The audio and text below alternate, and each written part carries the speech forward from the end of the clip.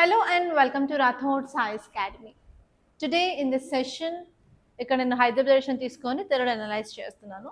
So ఇది front page of Hindu. ఇక్కడ ఒక ఆర్టికల్ అయితే చాలా ఇంపార్టెంట్గా అయితే కనిపిస్తుంది. సో టైటిల్ చూసుకున్నట్లయితే DGCA proposes Swift ban on disruptive passengers. ఈ ఆర్టికల్ చాలా ఇంపార్టెంట్. ఈ టైటిల్ చూడగానే మనకి ఏమవుతుంది అర్థమవుతుందంటే ఇక్కడ DGCA కనిపిస్తుంది. DGCA ఫుల్ ఫామ్ వచ్చేసి directorate general of civil aviation. ఏం చేసింది అంటే ఒక ప్రపోజల్ తీసుకొచ్చింది. ప్రపోజల్ ఏంటంటే ఎవరైతే డిస్రప్టివ్ ప్యాసింజర్స్ ఉన్నారో వాళ్ళ మీద బ్యాన్ అన్నమాట. ఓకే, సో అసలు డిస్రప్టివ్ అంటే మీనింగ్ ఏంటంటే ఏదైనా సరే డిస్టర్బెన్స్ కాజ్ చేసి నార్మల్గా జరిగే పనిని జరగకుండా అడ్డుకుంటే లైక్ డిస్రప్టివ్ అంటారు. సో ఎయిర్వేస్లో మనకి ప్యాసింజర్స్ ఉంటారు కదా, ఎవరైతే ట్రావెల్ చేస్తారో ఆ ప్యాసింజర్స్ కొంచెం బిహేవియర్ సరిగా లేకుండా ఏమైనా డిస్టర్బెన్స్ అనేది కలిగించినట్లయితే వాళ్ళని బ్యాన్ చేయాలి అని చెప్పి DGCA ఒక ప్రపోజల్ తీసుకొచ్చింది అనమాట. సో మీరు ఇక్కడ చూడాల్సిన విషయం ఏంటంటే DGCA లాస్ట్ 6 months నుంచి న్యూస్లో చాలా ఉంది కాబట్టి DGCAకి సంబంధించిన ఫ్యాక్ట్స్ కంపల్సరీ తెలుసుకోవాలి. మీకు క్వశ్చన్ ఎలా వస్తుందంటే consider the following statements regarding DGCA. Okay, DGCAకి సంబంధించిన స్టేట్మెంట్స్ ఇచ్చేసి అందులో ఎన్ని కరెక్ట్ ఎన్ని ఇన్కరెక్ట్ అని అడిగే ఛాన్స్ ఉంది. ఇది first type of question. Second type of question వచ్చేసి ఏం అడగచ్చు, DGCA మన ఎయిర్పోర్ట్స్ ఎస్పెషల్లీ ఎయిర్వేస్ని కంట్రోల్ చేస్తుంది, ఎయిర్ క్రాఫ్ట్స్ని, ఒక ఏవియేషన్ సెక్టార్ని, మొత్తం ఏవియేషన్ సెక్టార్ని కంట్రోల్ చేస్తుంది కదా. సో అలా మనకు ఓన్లీ ఏవియేషన్ లేదు, మనకి రోడ్వేస్ ఉన్నాయి, రైల్వేస్ ఉన్నాయి, అండ్ ఈవెన్ పైప్ లైన్స్ ఉన్నాయి. సో వేటిని ఏది కంట్రోల్ చేస్తుంది అథారిటీ అని కూడా మీకు పేర్ బేస్డ్ క్వశ్చన్ ఇచ్చేది. For example aviation sector DGCA, railways, highways అలా ఇచ్చే chances second type of question అనమాట.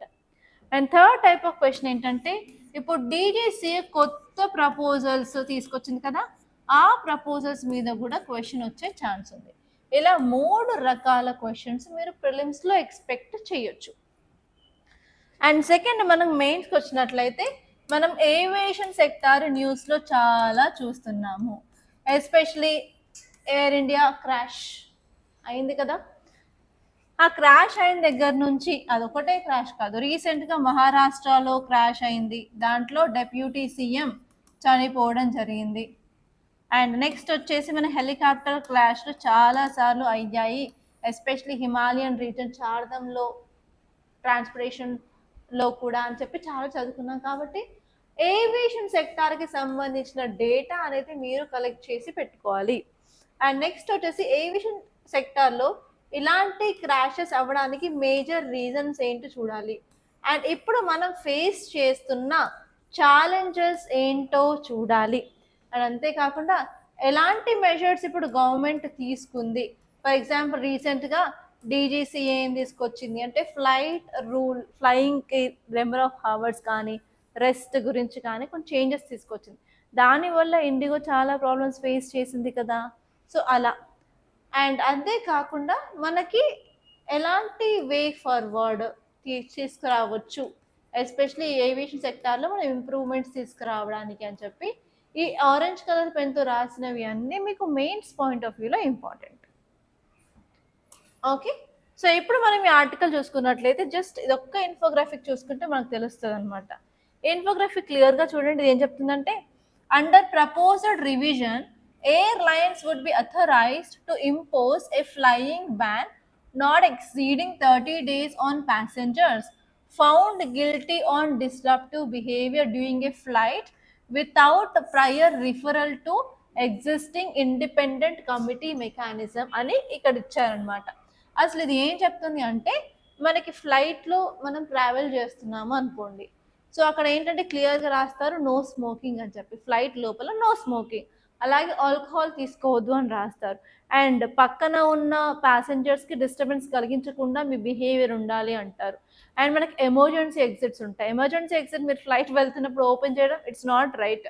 అండ్ అలాగే మనం ఫ్లైట్ ఎక్కిన తర్వాత మరి ఫ్లైట్ టేక్ ఆఫ్ అయ్యే ముందే వాళ్ళు కొంత సేఫ్టీ అండ్ సెక్యూరిటీ గైడ్లైన్స్ చెప్తారు, లైక్ ఫ్యాజనింగ్ ఆఫ్ సీట్ బెల్ట్ అని చెప్పి, సో మీకు ఇన్ కేస్ ఆక్సిజన్ అందకపోయినట్లయితే ఆక్సిజన్ మాస్క్ని ఎలా యూజ్ చేయాలి, అలా ఇన్ కేస్ మీరు ఒకవేళ లైఫ్ సేవింగ్ రిలేటెడ్ ఎక్విప్మెంట్స్ కూడా ఉంటాయి, అంటే ఎల్లో కలర్ది ఒకటి పైన వేసుకోండి ఊదండి అని చెప్పి అలా చెప్తూ ఉంటారనమాట. సో అలాంటి ఎక్విప్మెంట్స్ అవసరం లేకున్నా కూడా అవి తీసి అవి యూజ్ చేయడం లాంటివి చేయకూడదు అనమాట. సో ఇక్కడ ఏం చెప్పారు అంటే కొన్ని యాక్ట్స్ని ఇచ్చారు ఈ వైట్ కలర్ దాని మీద. ఏంటంటే ఆల్కహాల్ కన్సంప్షన్ చేయడం ఎస్పెషల్ డొమెస్టిక్ ఫ్లైట్లో అది నేరం. అండ్ నెక్స్ట్ స్మోకింగ్ చేయడం కూడా తప్పు. అండ్ ఎమర్జెన్సీ ఎగ్జిట్స్ని ఓపెన్ చేయడం కూడా తప్పు. అండ్ నెక్స్ట్ వచ్చేసి ఎక్కిన తర్వాత ఫ్లైట్లోకి ఎక్కిన తర్వాత ప్రొటెస్ట్ చేయడం కానీ, స్లోగనింగ్ చేయడం కానీ, బట్టి గట్టిగా అరవడం కానీ, అబ్యూస్గా మాట్లాడడం కానీ చేయొద్దు. అండ్ వాళ్ళ యొక్క బిహేవియర్ అంటే మత్తు పదార్థాలు పానీయాలు తీసుకున్న తర్వాత బిహేవియర్ చేంజ్ అవుతుంది, అరుస్తూ ఉంటారు, వాళ్ళు ఏం చేస్తారో వాళ్ళకే తెలియదు కదా, అలాంటి బిహేవియర్ కూడా ఉండొద్దు. అలా చేసి టాయిలెట్స్కి కానీ ఎనీ న్యూసెన్స్ క్రియేట్ చేయడము, క్రూ మెంబర్స్కి కానీ, అలాగే ఎయిర్ హోస్టర్స్కి కానీ, పక్కన ఉన్న తోటి ప్రయాణికులు కానీ డిస్టర్బెన్స్ కలిగిస్తున్నట్లయితే ఆ బిహేవియర్ డిస్ట్రప్టివ్ బిహేవియర్ అంటారనమాట. సో ఇంతకుముందు ఏం చేసేవాళ్ళు మన డీజీసీఏ అంటే, so and so airlines for example మనకి ఇండిగో ఉంది, ఎయిర్ ఇండియా ఉంది, సో అలా డిఫరెంట్ ఎయిర్లైన్స్ ఉంటాయి కదా. ఆ ఎయిర్లైన్స్లో ప్యాసింజర్స్ ఎలాంటి ప్రాబ్లం అయినా కలిగించినట్లయితే ఫస్ట్ ఆ ఎయిర్లైన్ ఆయన గురించి ఒక రిపోర్ట్ రాసి కంప్లైంట్ని డీజీసీఏకి ఇస్తుంది అనమాట. సో ఆ కంప్లైంట్ని డీజీసీఏకి ఇచ్చిన తర్వాత ఇప్పుడు ఏం చేస్తారు అంటే డీజీసీఏ ఒక ఇండిపెండెంట్ కమిటీని ఎస్టాబ్లిష్ చేస్తుంది. ఆ ఇండిపెండెంట్ కమిటీలో ఎవరు ఉంటారు అంటే జడ్జిలు ఉంటారు, రిటైర్డ్ జడ్జెస్ ఉంటారు. సో వాళ్ళు ఆ రిపోర్ట్ని మొత్తం క్షుణ్ణంగా పరిశీలించి ఉన్న ఎవిడెన్స్ ద్వారా వాటిని చేస్తారనమాట. ఆ కేసుని మొత్తం డీల్ చేసేసి వాళ్ళు ఫైనల్గా ఓకే అతను కన్విక్టెడా కాదా అని చెప్పి ఒక ఫైనల్గా ఇస్తారనమాట. సో ఈ ప్రాసెస్ 45 డేస్లో అయిపోతుంది అనమాట. అయిపోయిన తర్వాత అది ప్రూవ్ అయితే మాత్రం మళ్ళీ బ్యాన్ ఆన్ ఫ్లయింగ్ అనేది ఇస్తారనమాట. సో అలా ఈ ప్రాసెస్ కంప్లీట్ అవ్వడానికి ఇలా 3 months ఆఫ్ టైం కంటే ఎక్కువనే పడుతుంది. సో కాబట్టి ఇప్పుడు అంత 3 months ఆఫ్ టైంలో మళ్ళీ ఇంకా వేరే ఇన్సిడెంట్ కూడా జరగచ్చు కదా. సో అలా జరగకుండా ఉండడానికి ఎస్పెషల్లీ ప్యాసింజర్స్ యొక్క డిసిప్లిన్ ఏరోప్లేన్స్లో అలాగే ఎయిర్పోర్ట్స్లో మెయింటైన్ చేయడానికి ఈ రూల్ని తీసుకొచ్చారు. ఇంతకుముందు లాగా మేము డైరెక్ట్గా ఇండిపెండెంట్ కమిటీకి ఏం పంపించేది లేదు, డైరెక్ట్గా ఎయిర్లైన్స్ ఆ పర్సన్ యొక్క ఫ్లైని 30 days వరకు బ్యాన్ చేస్తారనమాట. సో ఇవి ఈ కొత్త రూల్స్. అండ్ ఇక్కడ రెడ్ కలర్ బాక్స్లో ఇచ్చారు. ఇలాంటి ఇన్ఫోగ్రాఫిక్స్లో మీకు రెడ్ కలర్ బాక్స్ ఏదైనా పెట్టినట్లయితే అది వెరీ ఇంపార్టెంట్ అవుతుంది అనమాట. దాని మీద క్వశ్చన్ అడిగే ఛాన్సెస్ ఎక్కువగా ఉంటాయి. సో ఇక్కడ మీరు చూసుకున్నట్లయితే while airlines will inform the DGCA about a flying ban impose చేసినట్టు డీజీకేకి ఇచ్చినప్పుడు కంప్లీట్గా అదేంటంటే ఆ యొక్క రెగ్యులేటర్ అఫీషియల్ లిస్ట్లో నో ఫ్లయింగ్ లిస్ట్లో ఉండదు. సో ఇక్కడ మీరు చూడాల్సింది ఏంటంటే ఇది జస్ట్ బ్యాన్ మాత్రమే, కంప్లీట్గా వాళ్ళని నో ఫ్లయింగ్ లిస్ట్లో పెట్టట్లేదు. సో ఇక్కడ మీరు నో ఫ్లయింగ్ లిస్ట్ గురించి కూడా తెలుసుకోవాలి. అసలు నో ఫ్లయింగ్ లిస్ట్ అంటే ఏంటి, ఎవరిని నో ఫ్లయింగ్ లిస్ట్లో పెడతారు. ఓకే, సో ఈ పాయింట్స్ మీద ఫోకస్ చేస్తే మీది క్లియర్ అవుతుంది అనమాట ఈ టాపిక్. అండ్ ఇది నేను చెప్పిన ఏరియాస్ అన్ని ఫోకస్ చేస్తే ఎలాంటి ప్రిలిమ్స్ క్వశ్చన్ వచ్చినా కూడా మీరు ఆన్సర్ చేసే దగ్గర ఉంటారనమాట. ఓకే, ఇక్కడ ఇంకొక ఆర్టికల్ ఉంది. ఈ ఆర్టికల్ ఏంటంటే NVIDIA open AI to partner with Indian firms institutions. ఈ టాపిక్ నుంచి కూడా మీకు ఒక ప్రిలిమ్స్ బేస్డ్ క్వశ్చన్ వచ్చే ఛాన్స్ అయితే ఉంది, అదేంటో చెప్తాను. సో దానికంటే ముందు మనం హిందూ ఇంటర్నేషనల్ ఎడిషన్ తీసుకున్నట్లయితే ఈరోజు ఈ టాపిక్ నాకు ఇంపార్టెంట్గా కనిపించింది. సో ఇక్కడ మీకు ఒక పెద్ద షిప్ కనిపిస్తుంది కదా, సో అదేంటంటే ఎయిర్ క్రాఫ్ట్ క్యారియర్, దాని పేరు వచ్చేసి INS విక్రాంత్. ఈసారి 2026లో సైన్స్ అండ్ టెక్నాలజీలో డిఫెన్స్ పాయింట్ ఆఫ్ వ్యూలో మీకు ఈ టాపిక్ గురించి క్వశ్చన్ వచ్చే ఛాన్స్ ఉంది. ఎందుకంటే దీన్ని 2022లోనే తెచ్చినప్పటికీ కూడా ఫుల్ లెవెల్లో ఆపరేషన్ కమిషన్లోకి వచ్చిన 2026లో. కాబట్టి ఈసారి ప్రిలిమ్స్ ఎగ్జామ్లో మాత్రం మీకు క్వశ్చన్ వచ్చే ఛాన్స్ అయితే చాలా ఎక్కువ అండి. So try to focus on that for sure. So ఇప్పుడు దీని గురించి కొన్ని ఫ్యాక్ట్స్ తెలుసుకున్నట్లయితే INS విక్రాంత్ అన్నది ఇండియా యొక్క first indigenously designed and built air craft carrier. So ఇది ఏం చేస్తుంది అంటే మన ఇండియా యొక్క సెల్ఫ్ డిఫెన్స్ ఆత్మనిర్భర్ భారత్లో కూడా ఇది ఒక ఇంపార్టెంట్ పార్ట్. అండ్ దీన్ని కమిషన్ చేసింది మన ఇండియాలో సెప్టెంబర్ 2022లో. కానీ ఫుల్గా అన్ని ట్రయల్స్ అయిన తర్వాత ఫైనల్గా ఆపరేషన్లోకి వచ్చింది మాత్రం 2026లో అనమాట. సో అందుకని ఇది important. And especially mains point of వ్యూలో మీకు ఇలా క్వశ్చన్ వచ్చే ఛాన్స్ ఉంది. సో ఏంటి, ఇండియాకి చాలా ప్రాబ్లమ్స్ ఉన్నాయి, పావర్టీ ఉంది, పాపులేషన్ పెరుగుతూ ఉంది, ఒక సైడ్ అన్ఈక్వల్గా గ్రోత్ అనేది ఉంది, ఇన్ఈక్వాలిటీ ఎక్కువ ఉంది. అయినప్పటికీ కూడా గవర్నమెంట్ ఏమో కొన్ని లక్షల కోట్ల రూపాయలేమో డిఫెన్స్ మీద, అడ్వాన్స్మెంట్, టెక్నాలజీ అని చెప్పి స్పెండ్ చేస్తున్నారు. సో ఇది కరెక్ట్ అయినా కాదా, ఎందుకు చేయాలి, మీ ఒపీనియన్ ఏంటి అని కూడా మీకు ఇంటర్వ్యూలో క్వశ్చన్స్ వచ్చే ఛాన్సెస్ అయితే ఉన్నాయి. సో ఇక్కడ దీని యొక్క ఇంపార్టెన్స్ చూసుకున్నట్లయితే ఫస్ట్ వచ్చేసి ఇది వాటర్లో ఉన్నప్పటికీ కూడా ల్యాండ్ బ్యాటిల్స్ని ఫైట్ చేయడానికి యూస్ఫుల్గా ఉంటుంది. సో అది ఎలా మేడం అని అన్నట్లయితే మనం ఒక ఎగ్జాంపుల్ చూడాలి. 1971లో కూడా మనం దీన్ని యూజ్ చేసాం. ఇది కొత్తది, కానీ ఇంతకుముందు కూడా మనకి ఇలాంటిది ఐఎన్ఎస్ విక్రాంత్ ఇండియాలో ఉండేది. సో ఇది బంగ్లాదేశ్ కదా. సో బంగ్లాదేశ్ వినగానే మనకు గుర్తొచ్చేది 1971లో బంగ్లాదేశ్ లిబరేషన్ వార్. సో మనం ఏం చేసాము, జస్ట్ 14 డేస్లోనే బంగ్లాదేశ్కి లిబరేషన్ వచ్చేటట్టు ఇండియా అనేది హెల్ప్ చేసింది. ఆ టైంలో ఏంటంటే మనం డైరెక్ట్గా బంగ్లాదేశ్తో బార్డర్ షేర్ చేసుకుంటున్నాం కదా, డిఫరెంట్ స్టేట్స్. సో అక్కడ ల్యాండ్ పరంగా చుట్టుముట్టేసి ఈ వాటర్ నుంచి కూడా మనం ఇలాంటి air craft carriers, INS Vikrant లాంటివి యూజ్ చేసి ఇక్కడ నుంచి కూడా స్ట్రైకులు చేయడం వల్ల మనకి ఏంటంటే ఫుల్ కంట్రోల్ అనేది ఇక్కడ చూడడం జరిగింది అనమాట. ఓకే, సో అలా మన ల్యాండ్ బేస్డ్ బార్డర్స్లో కూడా, ల్యాండ్ ఓన్లీ కాకుండా ఈవెన్ ఇలాంటి ఫైట్లలో కూడా మనం ఎలాంటి డిసడ్వాంటేజ్ లేకుండా ఉండాలి అంటే we need this kind of technology first వచ్చేసి. అండ్ నెక్స్ట్ వచ్చేసి security of sea lines of communication అని అంటాం. అంటే మనకి సీ లైన్స్ చాలా చాలా ఇంపార్టెంట్ కమ్యూనికేషన్ పరంగా అయినా సరే, ఎందుకంటే మనకి అండర్ గ్రౌండ్ కేబుల్స్ ఉంటాయి, ఆప్టికల్ ఫైబర్ కేబుల్స్. అండ్ అంతేకాకుండా ఈ సీ లైన్స్ అనేవి ట్రేడ్కి చాలా ఇంపార్టెంట్. ఒక కంట్రీ ఫ్రీ అండ్ ఫెయిర్గా ట్రేడ్ చేయాలి అంటే there should be no influence of any other country which is dominant in this water area. దానికోసం కూడా మనకి ఇలాంటి టెక్నాలజీ చాలా చాలా ఇంపార్టెంట్. సో మనం సెక్యూరిటీ ప్రొవైడ్ చేయట్లేదంటే మన యొక్క మర్చెంట్ షిప్పింగ్ క్యారింగ్ వెజల్స్ అనేవి ఎఫెక్ట్ అవుతాయి. అండ్ నెక్స్ట్ వచ్చేసి మన ఇండియన్ ఓషన్ రీజియన్లో మన యొక్క ఇన్ఫ్లుయెన్స్ మెయింటైన్ చేయాలి అంటే చాలా చాలా ఇంపార్టెంట్ ఇలాంటి టెక్నాలజీ. ఎందుకంటే ఇంకో సైడ్ చూసుకున్నట్లయితే చైనా మనకు తెలుసు ఎక్స్పాన్షనిస్ట్ పాలసీ తీసుకొచ్చేసింది, దట్ టు అగ్రెసివ్ పాలసీ. వివిధ కంట్రీస్లలో కూడా పోర్ట్స్ని డెవలప్మెంట్ చేస్తూ ఉన్నారు. అదే పల్స్ ఆఫ్ స్ట్రింగ్ పాలసీ అనమాట. సో అలా చేస్తున్నప్పుడు ఆబ్వియస్లీ మనం వాటిని కౌంటర్ చేయకపోతే ఎలా? సో అది ఎలా కౌంటర్ చేస్తున్నాము అంటే ఇలా మనం ఇన్స్ట్రుమెంట్స్, ఎక్విప్మెంట్స్ని ఇంప్రూవ్ చేసుకుంటూ మనం దాన్ని చేస్తున్నాము. అండ్ నెక్స్ట్ వచ్చేసి మన యొక్క ఓవర్సీస్లో ఉన్న ఇంట్రెస్ట్ని కూడా కాపాడుకోవడానికి, especially India, African countries, Asian నేషన్స్తో గుడ్ రిలేషన్షిప్ మెయింటైన్ చేయాలి. అలాగే political, social, economic and ethnic instabilities అవ్వకుండా ఉండాలి అంటే ఫర్ షూర్ ఇవన్నీ చేయాల్సిందే. అండ్ నెక్స్ట్ వచ్చేసి సెక్యూరిటీ ఆఫ్ ఇన్లాండ్ టెరిటరీస్. మనకి ఇన్లాండ్ టెరిటరీస్ని కూడా సెక్యూర్గా ఉంచడానికి చాలా important. Especially Andaman and Nicobar island రీజియన్లో మనం డెవలప్మెంట్ చేస్తున్నాము. ఎందుకు అంటే ఆ లొకేషన్ అనేది స్ట్రాటజికల్గా చాలా ఇంపార్టెంట్. అండ్ ప్రాబ్లం ఏంటి అండమాన్ అండ్ నికోబార్ ఐలాండ్స్లో అంటే అక్కడ ఉండే ప్రజలు ఎవరు? Tribals majorly. వాళ్ళు ఏ ఎకనామిక్ యాక్టివిటీ మీద డిపెండ్ అయి ఉన్నారు ఇప్పటికీ అంటే ఫారెస్ట్ అండ్ డ్వెల్లింగ్ కమ్యూనిటీస్ వాళ్ళు ఉన్నారు. అంటే మనకి నార్మల్గా హంటింగ్ అండ్ గ్యాదరింగ్ కమ్యూనిటీస్ అంటే ఫారెస్ట్ మీద ఉండే ప్రొడ్యూస్ మీద డిపెండ్ అయ్యే వాళ్ళు ఉన్నారు. అండ్ మెయిన్ సొసైటీ చాలా చాలా తక్కువ అక్కడ, మినిమల్. అండ్ ఈవెన్ వీళ్ళ యొక్క పాపులేషన్ చూసుకున్నట్టయితే చాలా తక్కువ, ఎందుకంటే మోస్ట్లీ నికోబారీస్ తప్ప మిగతా ట్రైబ్స్ అందరూ particularly vulnerable tribal groups. So దానివల్ల పక్క కంట్రీస్ ఏమైనా ఈజీగా ఆక్యుపై చేయాలంటే వాళ్ళ మీద ఆక్యుపై చేయొచ్చు అనమాట. అందుకని అలాంటి టెరిటరీస్ని మనం ప్రొటెక్ట్ చేసుకోవాలి, మన సావరిటీని, ఇంటిగ్రిటీని మెయింటైన్ చేయాలి అంటే మనకి ఇలాంటి ఎక్విప్మెంట్ చాలా ఇంపార్టెంట్.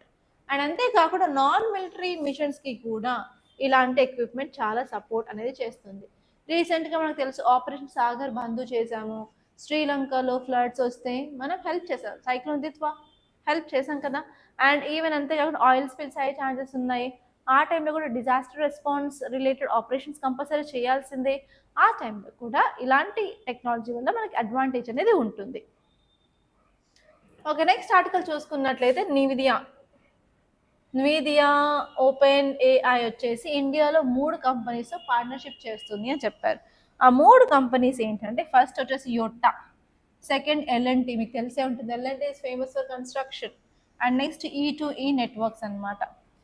ఓకే, సో ఇక్కడ మీరు చూసుకున్నట్లయితే యోటా ఏం చేస్తుంది అంటే డేటా సెంటర్స్ రన్ చేస్తుంది, ఎల్ఎన్టీ వచ్చేసి కన్స్ట్రక్షన్ వర్క్స్ని కంటిన్యూ చేస్తుంది, అండ్ ఈ నెట్వర్క్స్ వచ్చేసి క్లౌడ్ కంప్యూటింగ్ రిలేటెడ్ సర్వీసెస్ని ప్రొవైడ్ చేస్తుంది అనమాట. సో ఇలా 3 కంపెనీస్ మనం పార్ట్నర్షిప్ అనేది అవుతున్నాము. ఈ పార్ట్నర్షిప్ అవడం వల్ల మనకు వచ్చేది ఏంటంటే ఈ నివిదియా వెరీ ఫేమస్ ఫర్ ఒక ఒక ఏంటిదంటే నీమోట్రాన్ అనేది ఒక ఓపెన్ సోర్స్ ఎల్ఎల్ఎంస్ అంటే లార్జ్ లాంగ్వేజ్ మాడ్యూల్స్ అనమాట. అండ్ అలాగే వాళ్ళు నీమో అనే ఒక సాఫ్ట్వేర్ తీసుకొచ్చారు. ఈ సాఫ్ట్వేర్ ఏం చేస్తుందంటే ఏఐ ఏజెంట్స్ని మేనేజ్ చేస్తుంది అనమాట. ఇలా నీమోట్రాన్ అండ్ ఇలా నీమోకి మనకి యాక్సెస్ అనేది రావడం వల్ల ఏఐలో మనం కొంచెం అభివృద్ధి చెందవచ్చు అని చెప్పి చెప్తుంది. సో మీకు ఇక్కడ క్వశ్చన్ ఎలా వస్తుంది అంటే Nemotron is seen recently in news, it is related to అని రావచ్చు. అండ్ ఇదంతా ఎక్కడ జరుగుతుంది అంటే ఇంపాక్ట్ ఏఐ ఇండియా సమ్మిట్లో జరుగుతుంది కదా. సో ఆ సమ్మిట్ గురించి కూడా మీకు క్వశ్చన్ అనేది రావచ్చు. ఇది ఎక్కడ జరుగుతుంది సమ్మిట్ అంటే భారత్ మండపం ఢిల్లీలో జరుగుతుంది. ఇది ఒక 5 days ఈవెంట్. ఓకే, సో మీరు అది చూసుకోవాలన్నమాట. అండ్ నెక్స్ట్ హైదరాబాద్ ఎడిషన్లోకి వెళ్తే ఇక్కడ ఒక ఆర్టికల్ కనిపిస్తుంది కదా, Hyderabad rise as AI hub for pharma firms highlighted at BioAsia summit. So మీరు యూపీఎస్సీకి అయితే దీని మీద ఫోకస్ చేయనక్కర్లేదు, బట్ టీజీపీఎస్సీ గ్రూప్స్ రాయాలి అనుకున్నట్లయితే ఫర్ షూర్ చాలా ఇంపార్టెంట్. అది ఏంటంటే బయో ఏషియా సమ్మిట్. అసలు సమ్మిట్ ఏంటి, ఎందుకు చేస్తున్నారు, ఆబ్జెక్టివ్స్ ఏంటి, అవి తెలుసుకుంటే సరిపోతుంది. ఒక్కసారి క్లియర్గా మీరైతే చూసుకోవాల్సిన అవసరం ఎంతైనా ఉంది. ఆల్రెడీ నిన్న క్లాస్లో నేను క్లియర్గా చెప్పాను దాని గురించి. ఓకే, వెరీ ఇంపార్టెంట్ అప్డేట్ అండి. ఇప్పుడు జిహెచ్ఎంసి ఏం చేసిందంటే కొత్త యాప్ని లాంచ్ చేసింది. ఆ యాప్ ఏంటంటే my cure app, MYCURE my cure app. So మీకు ఈ క్వశ్చన్ అయితే రావచ్చు, recently my cure app is in news, which of the following launched this అని చెప్పి డీజీపీఎస్లో క్వశ్చన్ కూడా రావచ్చు. ఇదేంటంటే జిహెచ్ఎంసి అండి. Okay, so GHMC full form ఏంటి, గ్రేటర్ హైదరాబాద్ మున్సిపల్ కార్పొరేషన్. ఇది వచ్చేసి మై క్యూర్ అనే యాప్ని లాంచ్ చేసింది. ఈ యాప్ ఇంతకు ముందు ఉన్న మై జిహెచ్ఎంసి అప్లికేషన్ని రీప్లేస్ చేస్తుంది అనమాట. ఇది ఒక అప్గ్రేడెడ్ అప్లికేషన్. ఇందులో ఏంటంటే సివిక్ సర్వీస్ డెలివరీని స్ట్రీమ్లైన్ చేస్తున్నారు, గ్రీవెన్స్ రిడ్రెసల్ మెకానిజంని కూడా పీపుల్కి అందుబాటులో ఉండేటట్టు చేస్తున్నారు, real time tracking of complaints file చేసినట్లయితే వాళ్ళ కంప్లైంట్స్ రియల్ టైంలో ట్రాక్ అవుతాయి. అలాగే ప్రాపర్ మానిటరింగ్ అండ్ మెకానిజమ్స్ కూడా ఉంటాయి. దానివల్ల ఏమవుతుందంటే fast resolution of issues and transparency and అకౌంటబిలిటీని మనం ఈ యాప్ ద్వారా పెంచాలి అనుకుంటున్నాము.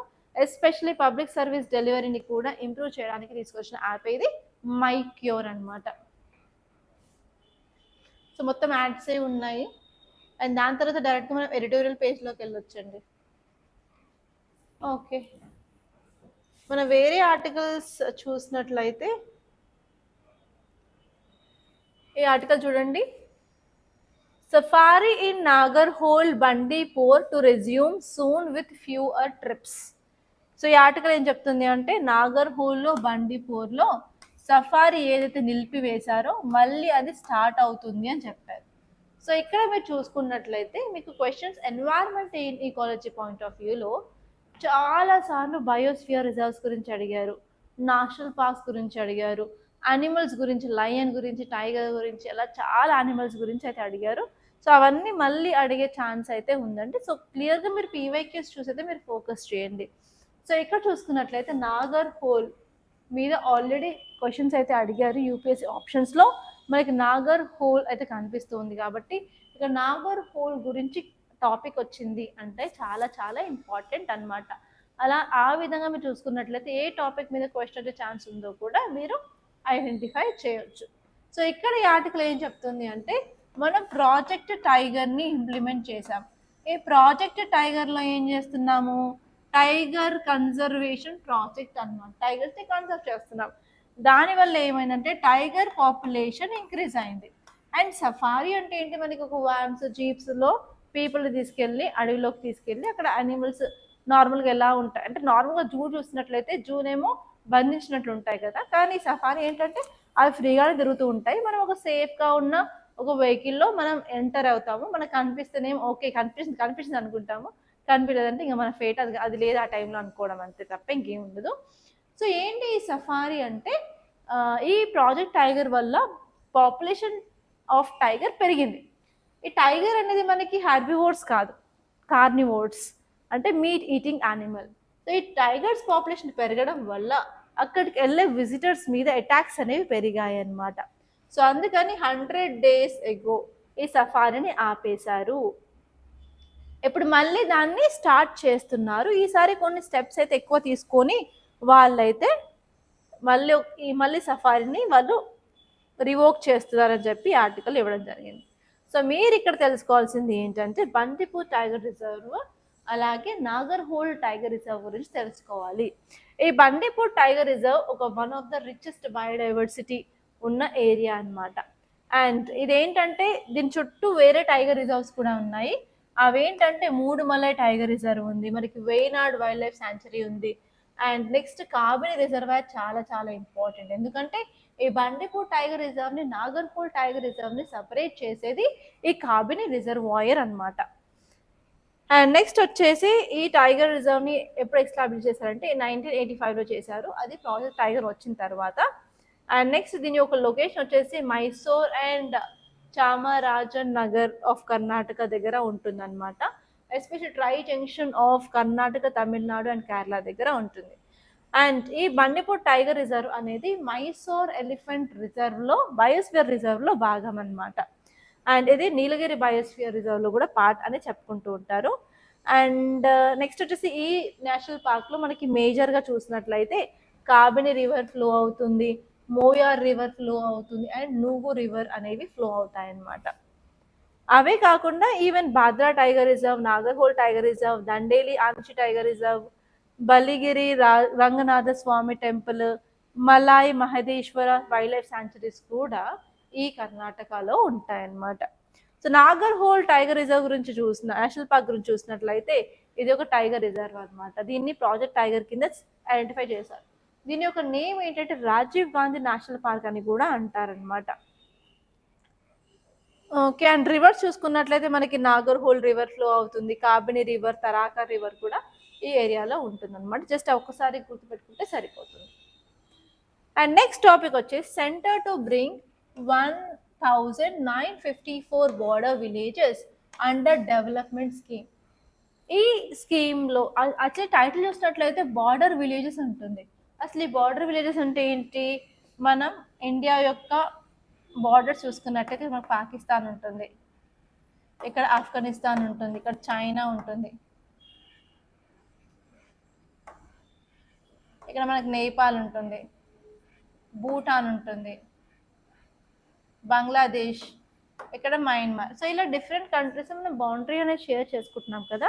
ఈ బార్డర్లో ఉన్న విలేజెస్ని, ల్యాండ్ బార్డర్లో ఉన్న విలేజెస్ని మనం ఏమంటారు? బార్డర్ విలేజెస్ అని అంటాం ఇంతవరకు.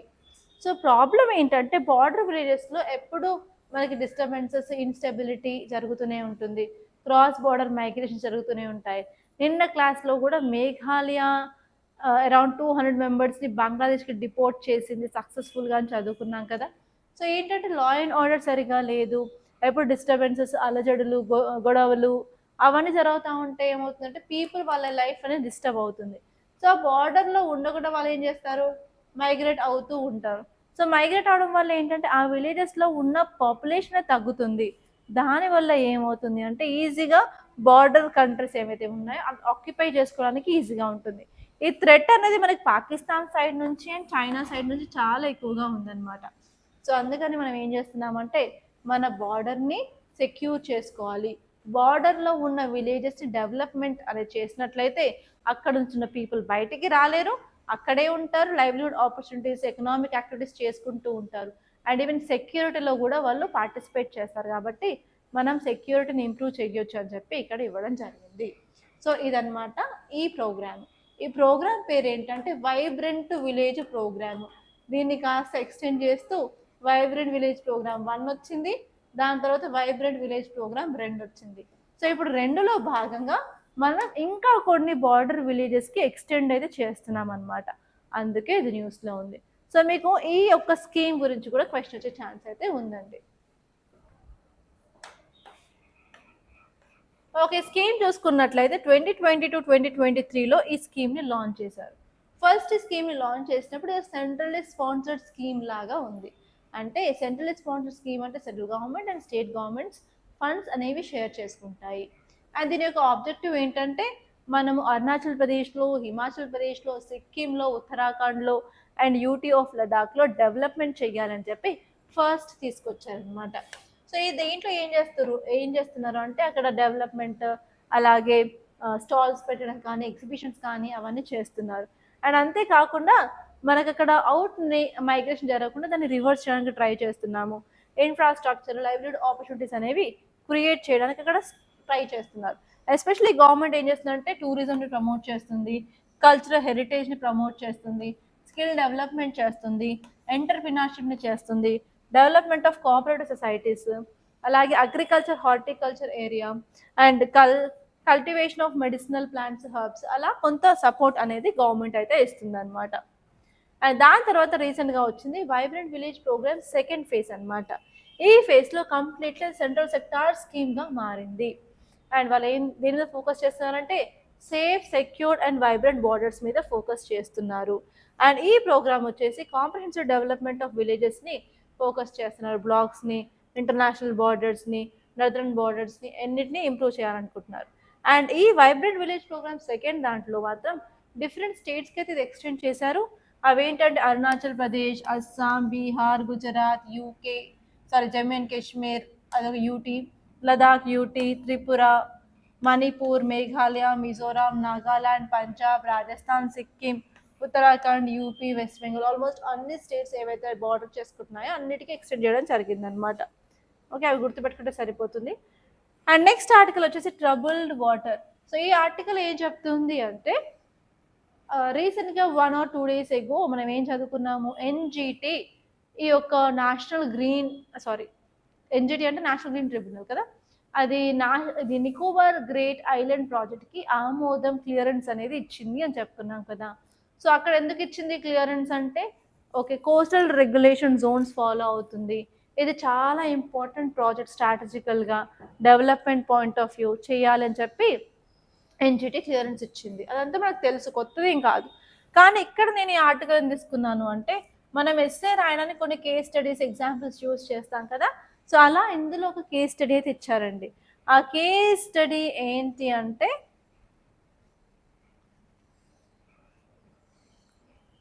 ఓకే, ఇక్కడ ఉంది. 20th centuryలో బ్రిటిష్ ఫాస్ఫేట్ కమిషనర్స్ ఒక జాయింట్ వెంచర్ని స్టార్ట్ చేశారు. అది ఏ కంట్రీస్ మధ్య అంటే యూకే, ఆస్ట్రేలియా, న్యూజిలాండ్ అనమాట. ఆ టైంలో లార్జ్ స్కేల్లో ఫాస్ఫేట్ మైనింగ్ అనేది చేశారు. ఎక్కడ అంటే నౌరు అండ్ బనాబా ఇన్ పసిఫిక్ ఓషన్లో. ఆ టైంలో ఐలాండ్లో చాలా డివాస్టేషన్ జరిగింది, స్ట్రిప్ మైనింగ్ ఎక్కువ అయిపోయింది అండ్ ఆ ఏరియా వచ్చేసి ఉండడానికి వీలుగా లేకుండా అన్ఇన్హాబిటబుల్ అయిందనమాట. అప్పుడు ఏంటంటే అక్కడ ఉన్న నేటివ్ బనాబన్స్ని ఫోర్స్ఫుల్గా ఆ లొకేషన్ నుంచి రబీ ఐలాండ్, అది ఫిజీలో ఉంటుందన్నమాట, ఆ ఐలాండ్కి తరలించడం జరిగింది. ఆ ఐలాండ్ ఎక్కడుందంటే వాళ్ళు ఉండే లొకేషన్ కంటే 2000 కిలోమీటర్ల దూరంలో ఉండేదన్నమాట.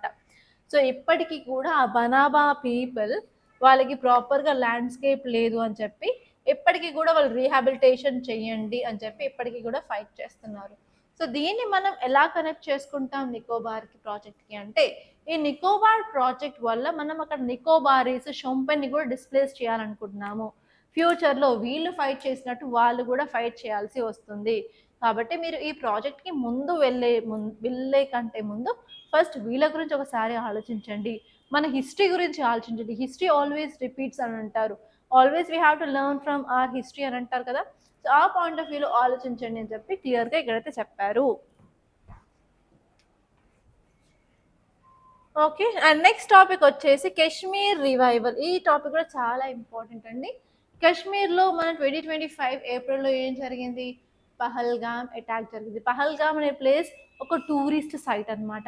సో ఆ టెర్రరిస్ట్ అటాక్లో కూడా TRF అనే ఒక terrorist organisation, the resistant front అనేది ఏం చేసింది అంటే అక్కడికి వచ్చిన పీపుల్ టూరిస్ట్ వాళ్ళని టార్గెట్ చేసి ఓన్లీ మేల్స్ని మాత్రమే, దట్టు హిందూస్ని టార్గెటెడ్ చేసి చంపారు కదా.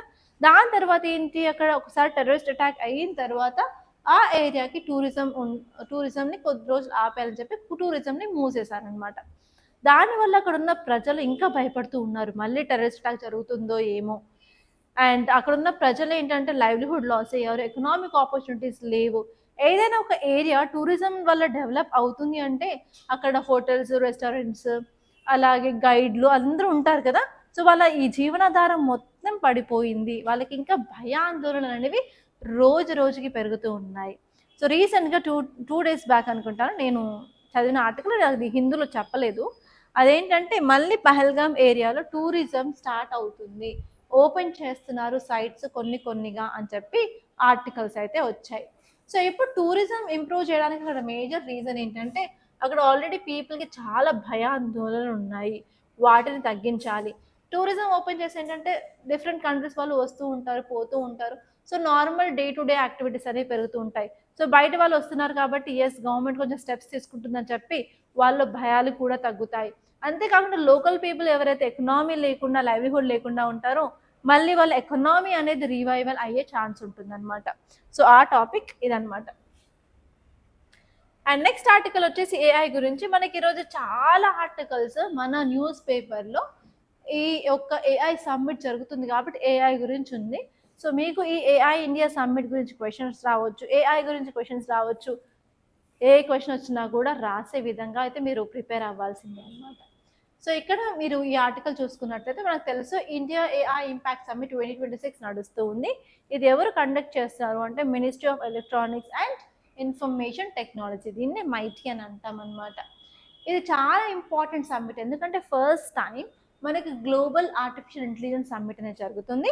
దాట్ టు మన గ్లోబల్ సౌత్ని రిప్రజెంట్ చేసేలాగా ఇండియాలో జరగడం అనమాట. అందుకే చాలా చాలా స్పెషల్. దీని యొక్క సిగ్నిఫికెన్స్ ఏంటంటే మనం ఇండియా యొక్క వాయిస్ అనేది గ్లోబల్ సౌత్ తరపున డిఫరెంట్ కంట్రీస్కి వినిపించేలాగా చేయొచ్చు. అండ్ నెక్స్ట్ వచ్చేసి మనం ఈ యొక్క ఏఐని హెల్త్ సెక్టార్లో ఎలా, ఎడ్యుకేషన్లో ఎలా, ఇన్నోవేషన్లో ఎలా, డెవలప్మెంట్ పాయింట్ ఆఫ్ వ్యూలో ఎలా, అగ్రికల్చర్ ప్రొడక్టివిటీలో ఎలా, డిఫరెంట్ ఏరియాస్లో ఎలా మనం యూజ్ చేసుకుంటున్నాం, మన దగ్గర ఉన్నవి ఏంటి అని కూడా మనం షోకేస్ చేయవచ్చు. అండ్ నెక్స్ట్ వచ్చేసి రీసెంట్గా మనకి ఫస్ట్ పేజ్లో చదువుకున్నాం ఏంటంటే కొలాబరేషన్ కూడా అవుతుంది, ఒక చిప్ మేకింగ్ కంపెనీ చదువుకున్నాం కదా. సో అలా డిఫరెంట్ కంట్రీస్తో కొలాబరేషన్ అవ్వడం వల్ల మనకి వాళ్ళ దగ్గర ఉన్న టెక్నాలజీ ఏంటి, మనం ఎలా అప్డేట్ చేసుకోవాలి, దాని మీద కూడా అప్డేట్స్ అనేవి వస్తాయన్నమాట. అండ్ అంతేకాకుండా మనం రెగ్యులేషన్ నుంచి ఇన్నోవేషన్కి మనం మూవ్ అవుతాము. అండ్ అంతేకాకుండా మనం ఈ సమ్మిట్ని హోస్ట్ చేయడం వల్ల మన డెవలపింగ్ కంట్రీస్ తరపున కూడా టెక్నాలజీస్ ఎలా ఇన్కార్పొరేట్ చేసుకోవాలో మిగతా వాళ్ళకి ఒక లెసన్ లాగా చూపించవచ్చు అనమాట. అసలు ఆర్టిఫిషియల్ ఇంటెలిజెన్స్ అంటే ఏం లేదు, మనుషులు చేసే పని, మనుషులు ఏమైనా చేయాలంటే తెలివితేటలు కావాలి కదా. అదే విధంగా మనుషులు చేసే పని వాళ్ళ తెలివితేటలతో, అలాగే మెషిన్స్ కూడా ఇంటెలిజెన్స్ యూజ్ చేసుకొని పనులు చేస్తాయన్నమాట. దాన్నే ఆర్టిఫిషియల్ ఇంటెలిజెన్స్ అంటాము. సో అవి ఎలా పనిచేస్తాయంటే డేటా సెట్స్ ఉంటాయి, అల్గరిథమ్స్ ఉంటాయి, లార్జ్ లాంగ్వేజ్ మోడల్స్ ఉంటాయి. వాటిని అన్నిటిని అనలైజ్ చేసి ఇన్ఫర్మేషన్ తీసుకొని ఒక ప్యాటర్న్ రికగ్నైజ్ చేసి వాటి రెస్పాన్సెస్ని జనరేట్ అనేది చేస్తారనమాట. సో ఇదే ఆర్టిఫిషియల్ ఇంటెలిజెన్స్.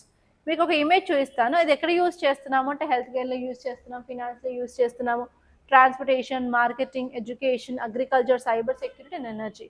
అండ్ దీనివల్ల మన ఛాన్సెస్ ఏంటంటే డీఫెక్ట్స్ ఉన్నాయి ఉన్నాయి, అండ్ ఆల్గారిథమిక్ బయాసెస్ ఉన్నాయి, ఆటోమేషన్ అయ్యే ఛాన్సెస్ ఉంది, దానివల్ల జాబ్ లాసెస్ అయ్యే ఛాన్స్ ఉన్నాయి, ప్రైవసీ ఇష్యూస్ ఉన్నాయి, డేటా ఓనర్షిప్ గురించి కూడా ఇష్యూస్, అవి ఎథికల్గా డెసిషన్ మేకింగ్ చేస్తాయా లేవా అని కూడా కొన్ని ఛాలెంజెస్ అయితే ఉన్నాయి. అండ్ దీంట్లో ఉన్న కీ కాంపోనెంట్స్ ఏంటంటే మెషిన్ లెర్నింగ్ ఉంటుంది, కాగ్నిటివ్ కంప్యూటింగ్ ఉంటుంది, కంప్యూటర్ విజన్ ఉంటుంది, న్యాచురల్ లాంగ్వేజ్ ప్రాసెసింగ్ ఉంటుంది, న్యూరల్ నెట్వర్క్స్ ఉంటుంది, అండ్ డీప్ లెర్నింగ్ ఉంటుంది అనమాట. సో వీటి మీద కూడా క్వశ్చన్ వచ్చే ఛాన్స్ ఉంది. ఇక్కడ మనం ప్రిలిమ్స్ క్వశ్చన్స్ చూద్దాము. ఫస్ట్ వచ్చేసి రిగార్డింగ్ బండిపూర్ టైగర్ రిజర్వ్. ఇక్కడ మేము 3 స్టేట్మెంట్స్ ఇచ్చాను. ఫస్ట్ వచ్చేసి it holds significant populations of tiger, elephants, leopards and it is part of Mysore elephant reserve. Second statement వచ్చేసి tiger numbers have increased due to protection measures but over population contributes to conflicts. Third one వచ్చేసి it was declared as UNESCO's world heritage site in 2024. So ఈ 3 స్టేట్మెంట్స్లో ఏవి correct statements కింద కమెంట్లో చెప్పండి. And next వచ్చేసి regarding VVPs అంటే vibrant village programme expansion focus areas, which of the following statements are correct. First వచ్చేసి it was initially a centrally sponsored scheme but shifted to central sector scheme for VVP2. Next, what is the key interventions include skill development, financial inclusion, and promotion of fairs or festivals. And third one, which is it is primarily addresses coastal borders under Sagarmala initiative.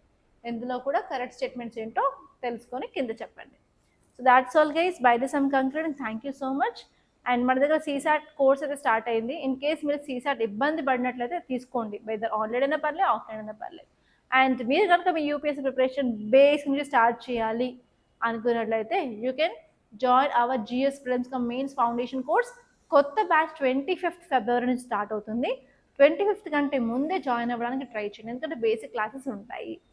And ఈ course వచ్చేసి online and ఆఫ్లైన్లో ఉంటుంది. If you have any queries please to contact us on this number వచ్చేసి 8074765513. Okay, don't miss this guys, and this is the right time to start your preparation. And if you want to talk to me directly, మీరు ఇన్స్టిట్యూట్కి రావచ్చు. Institute వచ్చేసి అశోక్ నగర్లో హైదరాబాద్లో ఉంటుంది. అశోక్ నగర్ వచ్చేసి మీరు వికాస్ బుక్ సెంటర్ అడిగితే ఎవరైనా చెప్తారు. ఎగ్జాక్ట్లీ దానిపైనే మన ఇన్స్టిట్యూట్ అనమాట, 2nd and 3rd floor. Come and talk to me directly. I wish you all the best. Thank you so much guys for watching.